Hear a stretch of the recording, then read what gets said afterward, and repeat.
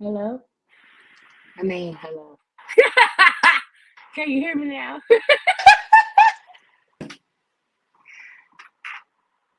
I feel like it should be better now. No?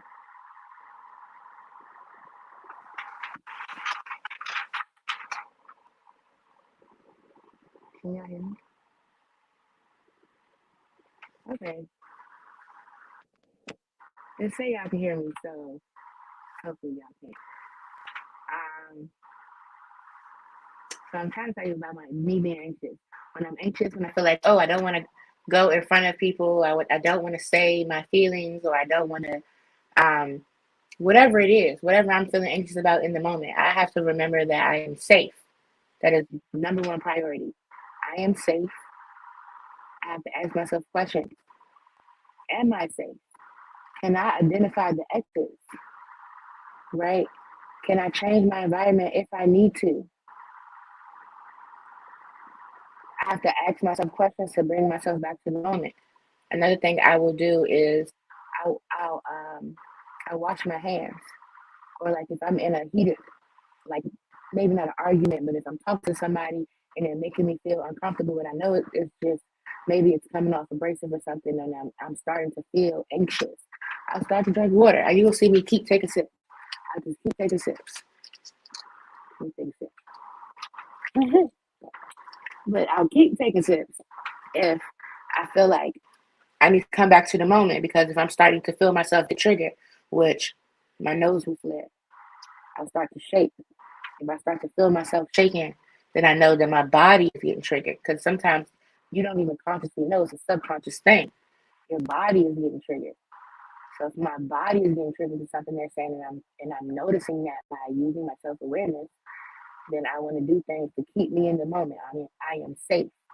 That is the main thing that I have to tell myself if I'm worried about some type of trauma getting me again in the future. That's essentially what it is. We're worried about that trauma getting us again. And then the depressive state is where you can't let go. And it's like, when people say let go, like what is that? Like it's not like it's no book on how to let go. It's all about being in the moment. You can't like let it. It's not like you just like, all right, I'm good with that now. Like you got to be some kind of narcissist, no shade, but you got to be high up on the spectrum.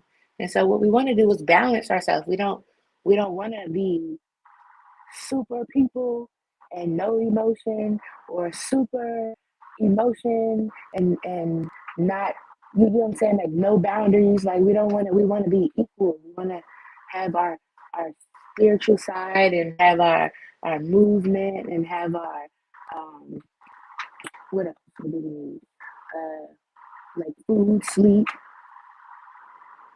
some other stuff too, but I can't think right now. So we need to have a balance in life, though. Connection, like there needs to be a balance. If I'm raised in trauma and I don't get one of those things that I need for a core life, then it's going to create an imbalance in my head. And so it's up to me to heal from that trauma so that I can get back balanced in those core parts of life. And so what I'm going to do is I'm going to look up in my notes the core parts. So actually, let's do it real quick. I can look up the core parts. If we are not balanced in our core parts of life, then we create all of these mental diseases that they say that that now exist in mental health. This is my hypothesis, but based on what I have done with myself, the healing that I've done in myself, I feel like there's value, there's truth in that, because even though I haven't been diagnosed, I like gaslighting, your reality being played with. I've played with people's reality. I've done all the things to be considered avoidant personality. Like I've done the things. I know me, right?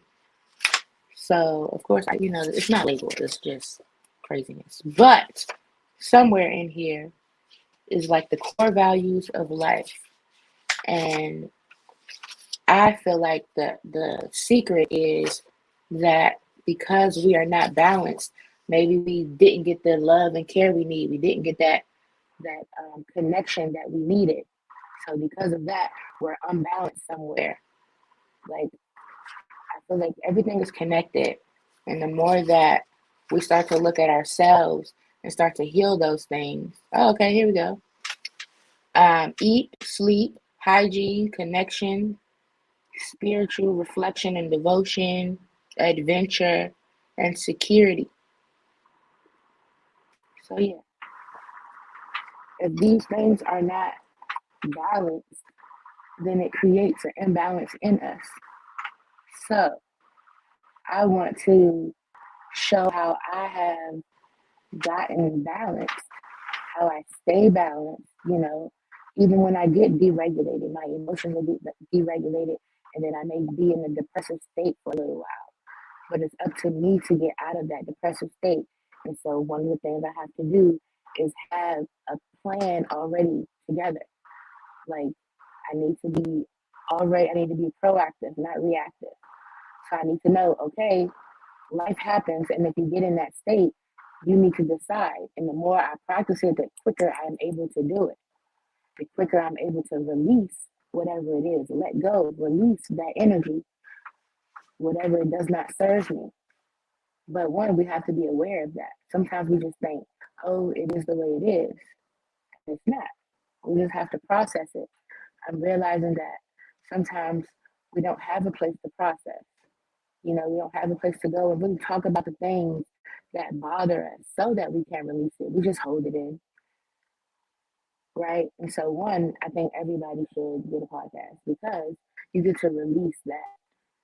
You get to release that what does not serve you. And sometimes, in an argument, once you really say that thing that was really bothering you, like once you say it, then you feel better. Like, y'all, and then they mad, right? But you good, right?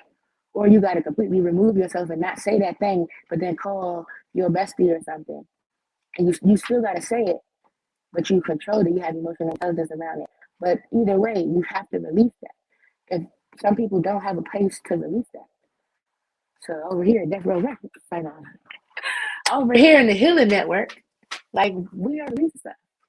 Like please come, let's release. I think that it's important that we have a safe place to talk about the traumas that we're dealing with because everybody don't have someone. And you just need one person to genuinely love and care and see and hear you. I think the problem is we're not being heard. We're not feeling heard. We're not feeling seen. And so we go to these extreme things, whatever our coping is. For me, my coping was catfish. For you, it may be food, it could be paraphernalia, it could be drugs, it could be shopping, it could be liquor, it could be shooting. Okay, it's a billion and one ways to cope. A billion and one ways to cope, literally. But the thing is, do we know what we're coping from? Do we know what our triggers are? Do we know where it comes from? So that we can bring ourselves back into the moment and know that it is not going to get us anymore. That's not going to happen anymore. Because another thing about the universe is energy. So if I keep thinking about that thing that happened and I keep thinking it's going to happen again, it's going to happen again. Right? And so it's like it wouldn't have happened if I was in the moment and let things happen. It could have been completely different. But I keep bringing that energy with me everywhere I go. So releasing is so important. It's so important. Healing is so important. Whether you go to a therapist, I love therapy. I think that that's what we need right here, processing therapy, right? But I think that if you do not go to a trauma informed therapist, it could hurt you because you could feel like they don't work for me, right? You could feel like they don't understand me, they don't hear me, and so that's gonna put you deeper into a state that you're trying to get out of. So a trauma informed therapist, a therapist of the culture, especially if you're, you know, us Black Americans, we have a different way of life. Our culture is different. Like it is just different. We go through things that some other races may not understand. So we need somebody that is of the culture. Not just read about it. Okay. Like you didn't see, like you comfortable with gunshots. If you cool, if you can sit and you hear gunshots and you just freeze for a minute, Or if you hear gunshots and you keep on rolling. Just hell yeah, like I was saying. And then like if you one of them, you understand trauma, but you also understand mental health. Like that is the type of person that a lot of people, a lot of us need. We need somebody. What is? I mean, every just like every 5 seconds or something going on. The phone dying. Okay, just I be thinking I'm prepared, but it's clearly I'm not. Clearly I'm not. That's why in production you have stage managers and stuff. Okay, we good. I am the talent. But anyway, when you a solo entrepreneur and you do everything, so everything you messing up all the time, but you still gonna do it. But look, okay, just love me. I love y'all. We're gonna grow together. Okay. So, like I was saying, I don't even know at this point what was I saying. Yes. Oh my gosh. I think I was saying,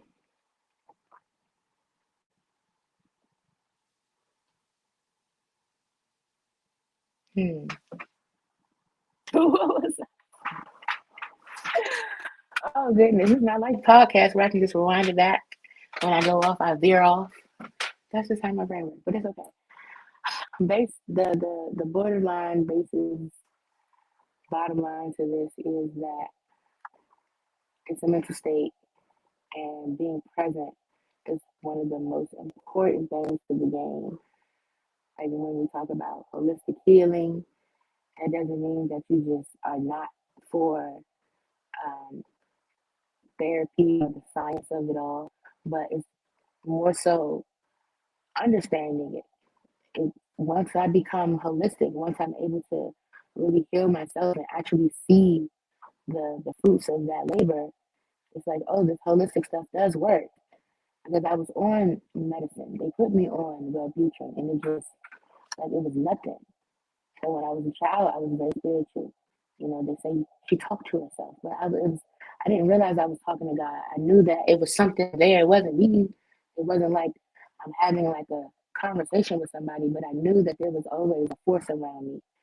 And I just talked out loud as a child. I wasn't necessarily waiting on anybody to answer. I was by myself. I knew that, right?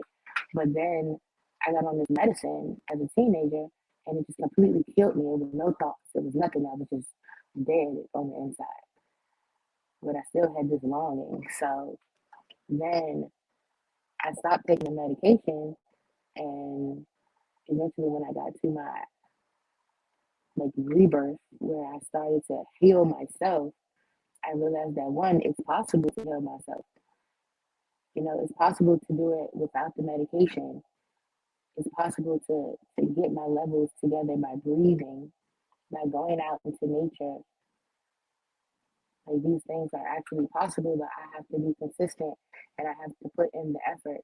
I have to write, I have to get out what's in, I have to release.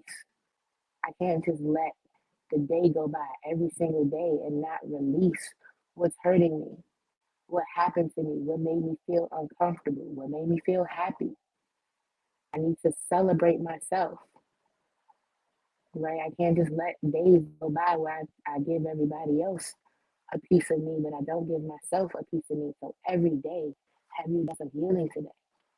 Every day, I have to make sure that I carve out something for me so that I don't lose my identity. I would lose my identity when I was codependent. I needed somebody to show me love and give me validation. That's why I can show up for you now because I don't need the validation like this for me. At the end of the day, I'm still healing.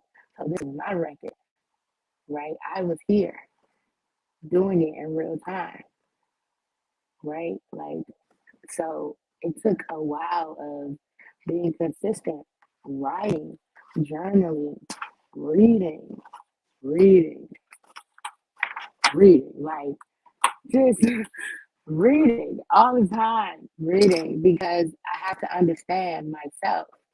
Being able to understand myself is how I'm able to ever heal anything.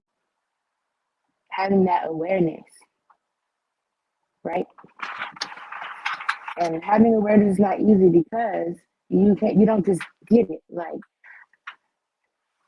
that part is your journey. I don't know how to tell you to get awareness. Like you got to open your third eye or something. Like I really don't know how to get you there. But once you get it, and you gotta seek it, it will come to you. But you gotta look for it. If you just, I don't think that it just hits you. Some people maybe, I don't know, but a lot of people I see it doesn't. And so sometimes we have the awareness for everything else, but the picture can't see the frame while it's in it. And so we can't ever work on this because we don't have the self awareness. We got awareness, just not self awareness. So for me, the healing happened when I had that self awareness and I have the information. I got all the books. That's when the emotional intelligence started to come together. The self control and the discipline started to come together. Then I'm like, wow, I'm losing weight. I'm losing a lot of weight. It's slimming down, baby. Like, it wasn't even trying because I had self discipline and it was just trickling to other areas. Once I started to heal, everything else started to heal. Once I started to heal the inside. So I'm just hearing stuff. So it's just important. It's super important, this healing journey, but more importantly, taking time for ourselves, making sure that we are in the present moment and that we're taking care of ourselves in this present moment. We don't know how many moments we have. We're not sure how many moments that we'll have. Hey, not sure how many moments we'll have, but we have to keep focused in this moment. We have to appreciate ourselves and whatever experience we're going through in this moment. And constantly remember that we hold the power to keep ourselves safe. And that can simply be by leaving. That can simply be by leaving. It can be by setting up boundaries and enforcing them, not lacking on them. If I said what I said, and when you ask me again in 2 weeks, it's still the same thing. Don't lax up on your boundaries. If you don't like something, don't like something. Keep your environment safe. So I hope this helps someone. I just want to come through every night to make sure that we have time to do some healing. Okay. So get your merch. Link is in the bio. Get your merch at a because it'll always remind you. Every time I walk past a mirror, I'm like, let me go process, let me go journal. I make it a priority. I make me a priority. So I love this. I love this hoodie. And we'll have more coming soon. But I love this hoodie and it's really comfortable. I have two, but I want to get one that's yellow. So I got to design that. So I'm excited to do that. Make sure you check out tonight's episode of the Melanated Hypothesis podcast, episode 16. I'm so excited. It's with Kima. It's so good. If you in the Facebook group, you probably seen it, but I'm super excited because it's super long. I did not know how to edit it. That's okay because we're gonna figure it out, later for that. But it's 2 hours long and it's just 2 hours of juicy goodness, right?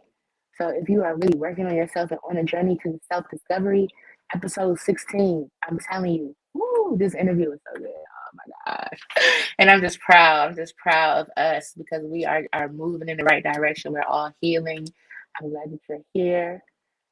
Okay. Continue to heal with me every night. Follow me, Tori Victories. And yes, have a beautiful night. Peace and healing, y'all. I'm out.